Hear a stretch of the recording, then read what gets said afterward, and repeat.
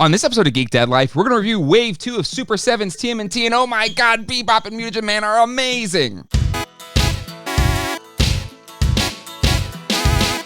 Hey everybody, and welcome to Geek Dad Life. It's your host, Jay Glaffelter here.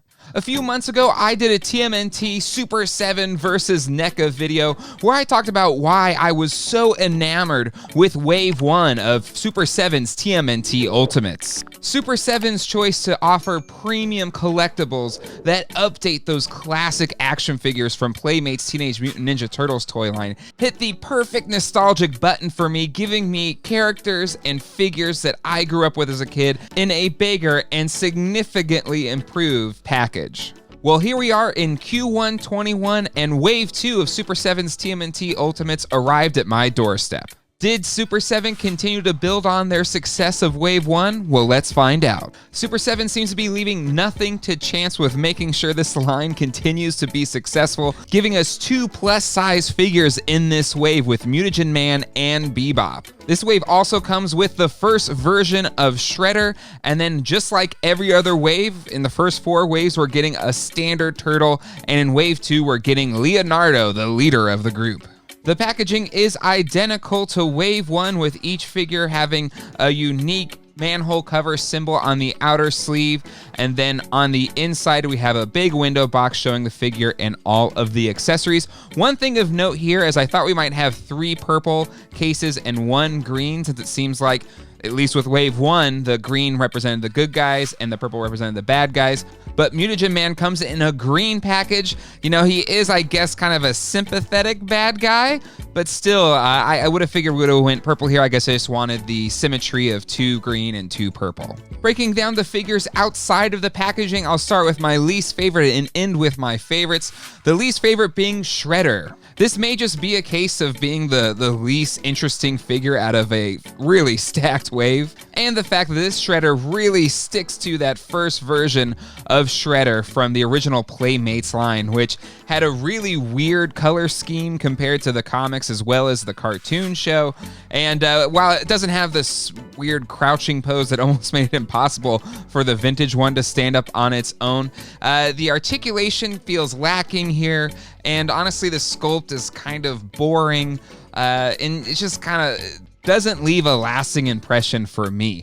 The other thing that's kind of a little weird too, it comes with this extra head with the brows painted on the top of the helmet. This is to make it more of the vintage accurate head, but the sculpt is different than that original vintage figure had. Like the eyes kind of open up, and it works on the vintage figure, and then this extra head here just kind of, I don't know anybody who would display it this way.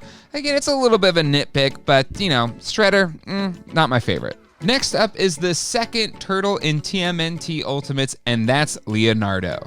If you have the Raphael figure from Wave 1, you know what to expect here. It has a similar build and articulation, but the key differences are the darker green color that matches the vintage Leo figure, and then his different harness to hold his 2 katana blades. The harness is where we see an interesting design choice, where we kind of have these metal buckles around the L of the center of the harness, and I kind of get why they did it, to kind of make it look more real, kind of bringing it into this kind of a more adult collector line as opposed to just a toy.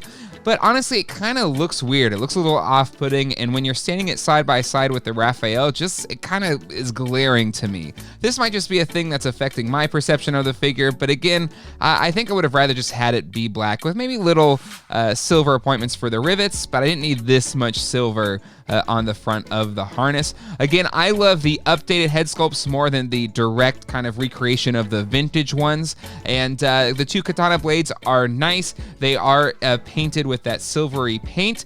I was kind of hoping we'd get additional weapons that were just casted in that kind of silver color like we got with Raphael. Those weapons seem to be firmer and more stable and had less issues with kind of being bent and warped. But luckily, my 2 katana blades didn't have any warping, and they look really good in hand.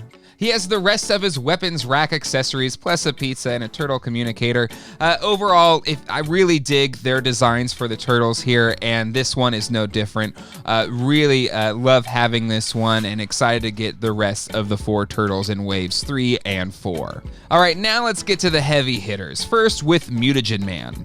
Mutagen Man was a favorite as a kid. You know, he was always just this really crazy, wacky character. In a toy line full of crazy, wacky characters, Mutagen Man might be the wackiest. And its play feature of being able to like put these little pieces and fill it up with water and have that be the ooze, like it was so just out of this world and was just a perfect toy for kids in the late 80s and early 90s. He's also a really grotesque toy from the original line, and this is like that perfect vintage toy for the Four Horsemen to bring into the modern world. And they didn't disappoint. This thing is a showstopper. His limbs with all of his biomechanical parts just really pop. The kind of silvery paint that's used just looks fantastic. And then all the other paint details, it takes all of the design features that were there in the original vintage figure and then just takes them to the next level, which is, you know, a hallmark of this line and a lot of what the Horsemen did with Motu Classics. And they just, again, these original sculpts that they're basing these figures off of just give so much of a large palette for the Horsemen to work with, and they take advantage of every single inch of this figure.